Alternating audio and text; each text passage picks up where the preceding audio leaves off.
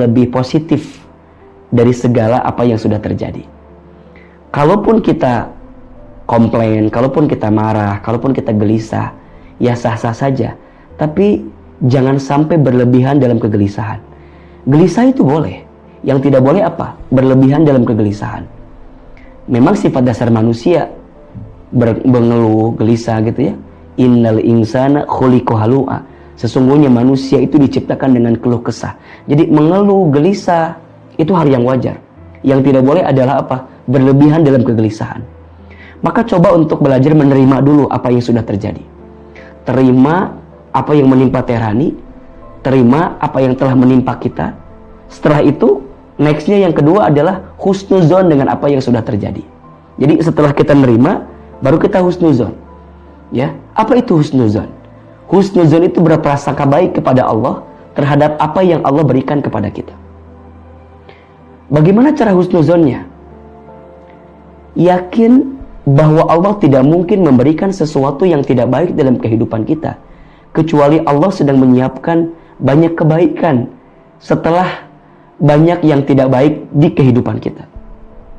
Kadang kegagalan kita pada satu hal itu adalah cara Allah menyelamatkan kita dari sesuatu yang tidak baik untuk kita. Kadang sesuatu yang tidak baik menimpa kita itu adalah cara Allah yang sedang merencanakan sesuatu yang baik untuk kita di waktu yang akan datang. Tehrani yang tadi merasa disakiti karena apa? Karena diselingkuhi misalnya begitu. Lebih baik kita jadi tahu sekarang daripada di waktu yang akan datang gitu. Berarti Allah tuh menyelamatkan Tehrani dari kejadian-kejadian yang mungkin akan jauh lebih menyakitkan kalau kita langsung terus terobos aja keadaannya. Ingat surat Al-Baqarah ayat 216. Boleh jadi kamu menganggap sesuatu itu buruk, padahal baik dalam pandangan Allah. Boleh jadi kamu menganggap sesuatu itu baik, padahal buruk dalam pandangan Allah. Wallahu ya'lamu wa antum la ta'lamun. Allah Maha tahu, sedangkan kamu tidak tahu. Maka setelah sikap penerima, kita husnuzon kepada Allah bahwa Allah sedang menyiapkan sesuatu yang lebih baik daripada apa yang sudah terjadi. Dan prasangka baiknya kita itu sangat penting. Ingat, Allah itu sesuai prasangka hambanya. Ana inda dhanni abdi bi. Kata Allah, aku sesuai prasangka hambaku. Jadi apa yang hambaku sangkakan tentang aku, tentang kejadian yang aku berikan kepadanya, maka itulah jugalah yang Allah sangkakan kepada dirinya.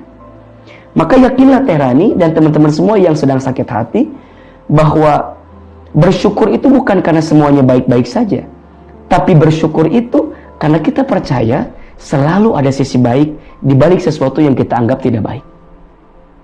Tidak baik dalam pandangan kita, tapi boleh jadi ada kebaikan yang sedang Allah siapkan untuk kita. Ini menyakitkan untuk kita, iya. Tapi bukankah setelah rasa sakit itu kita akan menemukan rasa manis? Kita akan menemukan rasa yang lebih baik dari apa yang telah menimpa kita. Maka jangan suuzon, jangan prasangka buruk, jangan menghina keadaan. Belajarlah untuk menerima. Belajarlah untuk selalu melihat sisi baik di balik sesuatu yang kita anggap tidak baik. Dan segala yang menyakitkan kita harus dijadikan pelajaran untuk kita sebagai cerminan untuk kehidupan yang lebih baik. Maka jadi belajar, jangan menyerahkan hati kita kepada orang yang belum tentu jadi milik kita. Jangan terlalu berharap kepada manusia. Berharap kepada manusia itu patah hati yang disengaja. Sering Ahilman sampaikan, tidak ada yang menyakitimu, kamu hanya tersakiti oleh harapanmu sendiri.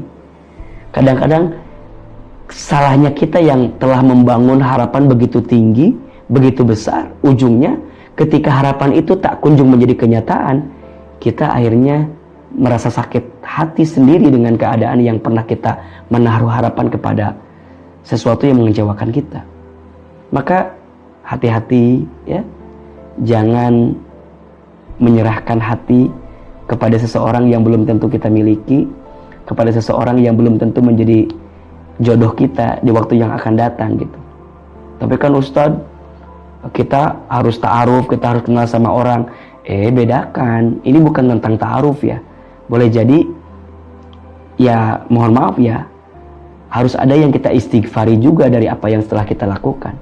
Boleh jadi ada kesalahan, boleh jadi ada kehilafan, boleh jadi ada perbuatan kita yang melanggar aturan Allah, yang kemudian Allah itu kasih peringatan kepada kita dengan sesuatu yang menyakitkan dalam hidup kita.